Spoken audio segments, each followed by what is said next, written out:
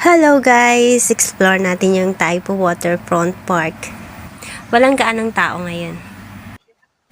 Papasok pa lang to. Medyo malayo-layo din yung lalakaran sa entrance. Pero mas maganda dito magpasyal tuwing winter. Kasi ngayon ang init na.